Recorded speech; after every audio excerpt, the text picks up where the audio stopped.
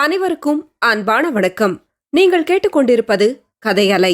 வாசிப்பவர் ஹேமலதா ஜெகநாத். திரு கல்கி எழுதிய பார்த்திபன் கனவு, அத்தியாயம் 4. பாட்டனும் பேத்தியும். உறையூர் கம்மாள தெருவில் உள்ள ஒரு வீட்டு வாசலில் வந்து பொன்னனும் வள்ளியும் நின்றார்கள். கதவு சாத்தியிருந்தது. தாத்தா என்று வள்ளி கூப்பிட்டாள். சற்று நேரத்துக்கெல்லாம் கதவு திறந்தது. திறந்தவன் ஒரு கிழவன். வா வள்ளி, வாருங்கள் மாப்பிள்ள என்று அவன் வந்தவர்களை வரவேற்றான். பிறகு வீட்டுக்குள்ளே நோக்கி, கிழவி இங்க வா, யார் வந்திருக்கிறது பார் என்றான். 3 பேரும் வீட்டுக்குள் போனார்கள்.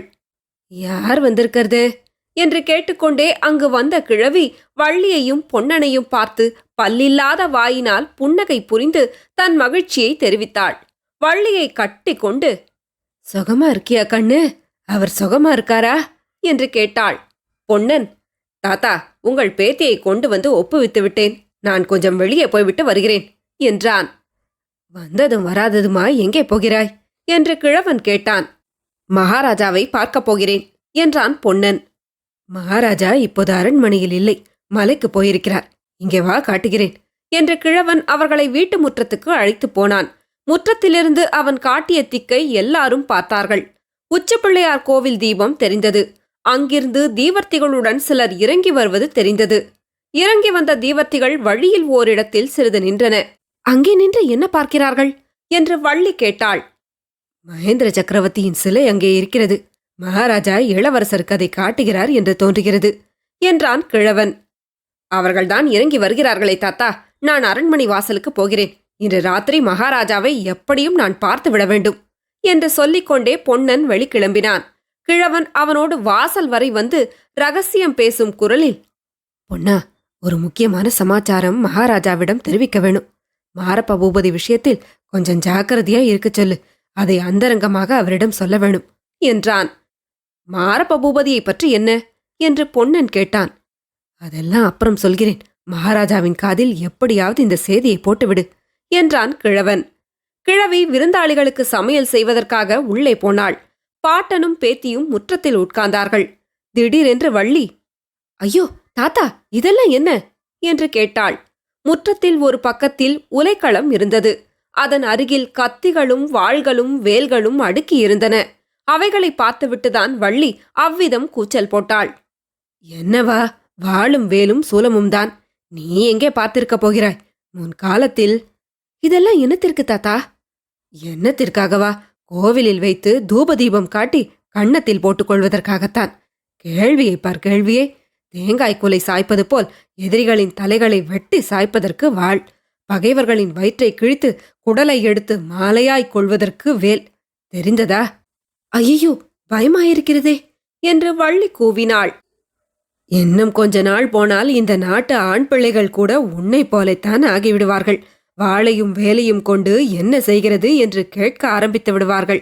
வள்ளி, இதை கேள். என்னுடைய பாட்டன் முப்பாட்டன் காலங்களிலெல்லாம் எப்படி தெரியுமா? அப்போது கொல்லுப்பட்டறையிலெல்லாம் வாளும் வேலும் சூலமும் செய்த வண்ணமாய் இருப்பார்களாம். ஒவ்வொரு பட்டணத்திலும் கம்மாள தெருதான் எப்போதும் ஜே ஜே என்று இருக்குமாம். ராஜாக்களும் ராஜகுமாரர்களும் சேனாதிபதிகளும் கம்மாளனை தேடி வந்து கொண்டிருப்பார்களாம்.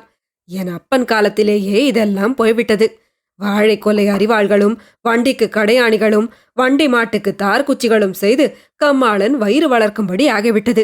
என் வயதில் இப்போதுதான் நான் வாளையும் வேலையும் கண்ணால் பார்க்கிறேன். ஆஹா, இந்த கைகளிலே மட்டும் முன்னை போல வலிவு இருந்தால் 20 வருஷத்துக்கு முன்னாலே இந்த யுத்தம் வந்திருக்க கூடாதா? சரியா போச்சு தாத்தா, இவருக்கு நீ புத்தி சொல்லி திருப்பவாயாக்கும் என்றல்லவா பார்த்தேன். யுத்தத்துக்கு போகணும் என்று இவர் ஓயாமல் சொல்லிக் கொண்டிருக்கிறார். பொன்னனா, அவன் எங்கே யுத்தத்துக்கு போகப் போகிறான் வள்ளி? பொன்னனாவது உன்னை விட்டு விட்டு போகவாவது? துடுப்பு பிடித்த கை வாளை பிடிக்குமா? பெண்மோகம் கொண்டவன் சண்டைக்கு போவானா? அப்படி ஒன்றும் சொல்ல வேண்டாம் தாத்தா, இவர் போகணும் போகணும் என்றுதான் துடித்துக் கொண்டிருக்கிறார். மகாராஜாதான் வரக்கூடாது என்கிறார். இளவரசருக்கு நீந்த கற்றுக் கொடுக்க இவர் இருக்க வேண்டுமாம். அடடா, உன்னுடைய அப்பனும் சித்தப்பன்மார்களும் மட்டும் இப்போது இருந்தால் ஒவ்வொருவன் கையிலும் ஒரு வாளையும் வேலையும் கொடுத்து நான் அனுப்ப மாட்டேனா? எல்லாரையும் ஒரே நாளில் காவேரியம்மன் பலி கொண்டு விட வேண்டுமா என்று சொல்லிக்கொண்டே கிழவன் பெருமூச்சு விட்டான். வள்ளிக்கு அந்த பயங்கரமான சம்பவம் ஞாபகம் வந்தது.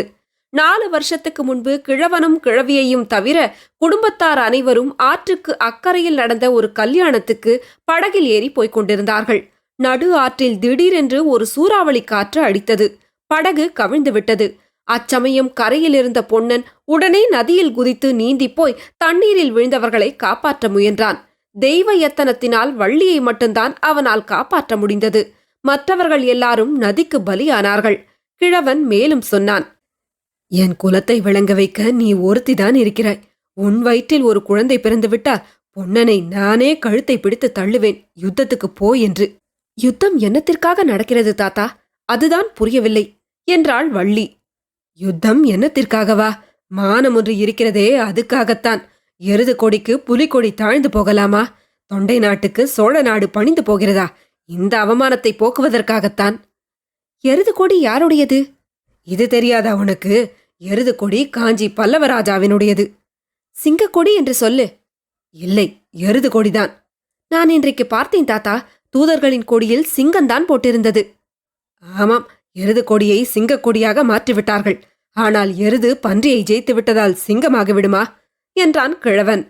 எனக்கு ஒன்றுமே புரியவில்லை தாத்தா, விவரமாய் சொல்லேன் என்றாள் வள்ளி.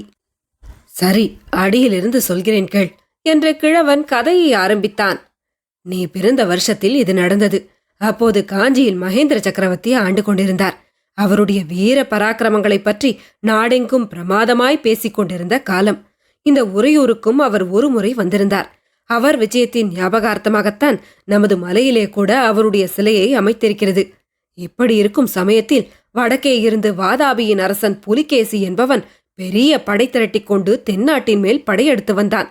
சமுத்திரம் பொங்கி வருவது போல் வந்த அந்த சைன்யத்துடன் யுத்த களத்தில் நின்று போர் செய்ய மகேந்திர சக்கரவர்த்திக்கு தைரியம் வரவில்லை. காஞ்சி கோட்டைக்குள் சைன்யத்துடன் பதுங்கிக் கொண்டார். கோட்டையை கொஞ்ச காலம் முற்றுகையிட்டு பார்த்தான் புலிகேசி. அதில் பயனில்லை என்று கண்டு தெற்கு திக்கை நோக்கி வந்தான். நமது கொள்ளிடத்தின் அக்கறைக்கு வந்துவிட்டான். அப்பாப்பா, அப்போது இந்த உறையூர் பட்ட பாட்டை என்னவென்று சொல்லுவேன். நமது பார்த்திப மகாராஜா அப்போது பட்டத்துக்கு வந்து கொஞ்ச நாள்தான் ஆகியிருந்தது. புலிகேசியை எதிர்க்க பலமான ஆயத்தங்கள் செய்து கொண்டிருந்தார். இதற்குள் வடக்கே புலிகேசியின் ராஜ்யத்துக்கே ஏதோ ஆபத்து வந்துவிட்டது போல் இருந்தது. புலிகேசி கொள்ளிடத்தை தாண்டவே இல்லை, திரும்பி போய்விட்டான். போகும்போது அந்த கிராதகனும் அவனுடைய ராட்சச சைன்யங்களும் செய்த அட்டூழியங்களுக்கு அளவே இல்லையாம். ஊர்களையெல்லாம் சூறையாடிக் கொண்டும் தீ வைத்துக் கொண்டும் போனார்களாம். அதிலிருந்து மகேந்திர சக்கரவர்த்தியினுடைய புகழ் மங்கிவிட்டது. சளுக்கர்களின் பன்றிக் கொடிக்கு பல்லவரின் ரிஷபக் கொடி பயந்துவிட்டது என்று ஜனங்கள் பேசத் தொடங்கினார்கள். இந்த அவமானத்துக்கு பிறகு மகேந்திர சக்கரவர்த்தி அதிக நாள் உயிரோடு இருக்கவில்லை. அவருக்கு பிறகு நரசிம்மவர்ம சக்கரவர்த்தி பட்டத்துக்கு வந்தார். இவர் பட்டத்துக்கு வந்ததிலிருந்து புலிகேசியை பழிக்கு பழி வாங்கி பல்லவ குலத்துக்கு ஏற்பட்ட அவமானத்தை போக்க வேண்டுமென்று ஆயத்தங்கள் செய்து வந்தார். கடைசியில் 6 வருஷங்களுக்கு முன்பு பெரிய சைன்யத்தை திரட்டிக் கொண்டு வடக்கே போனார். புலிகேசியை போர்க்களத்தில் கொன்று வாதாபி நகரையும் தீ வைத்து கொளுத்தி சாம்பலாக்கிவிட்டு திரும்பி வந்தார். இந்த பெரிய வெற்றியின் ஞாபகார்த்தமாக பல்லவர்களின் ரிஷபக் கொடியை நரசிம்ம சக்கரவர்த்தி சிங்க கொடியாக மாற்றிவிட்டார். அவர் திரும்பி வந்து இப்போது 1 மாதம்தான் ஆகிறது வள்ளி. அதற்குள்ளே இத்தனை நேரமும் கவனமாய் கேட்டுக்கொண்டிருந்தவள், அப்பேற்பட்ட சக்கரவர்த்தியுடன் நமது மகாராஜா எதற்காக யுத்தம் செய்ய போகிறார் தாத்தா? அவருடன் சிநேகமாயிருந்தால் என்ன என்று கேட்டாள். அடி பைத்தியக்காரி என்று கிழவன் மறுமொழி சொல்ல ஆரம்பித்தான். அப்போது வீதியில் குதிரை வரும் சத்தம் கேட்டது. அந்த வீட்டின் வாசலிலேதான் வந்து நின்றது. வீரபத்ராச்சாரி என்று யாரோ அதிகார குரலில் கூப்பிட்டார்கள். உடன் கிழவன், அந்த சண்டாளன் மாரப்ப பூபதி வந்துவிட்டான். வள்ளி, நீ அவன் கண்ணில் படக்கூடாது. சமையற்கட்டுக்குள் போ. அவன் தொலைந்ததும் உன்னை கூப்பிடுகிறேன் என்றான். தொடரும். கதையலை உங்களுக்கு பிடிச்சிருந்ததுன்னா உங்க நண்பர்களோடும் உறவினர்களோடும் பகிர்ந்துக்கோங்க. நன்றி.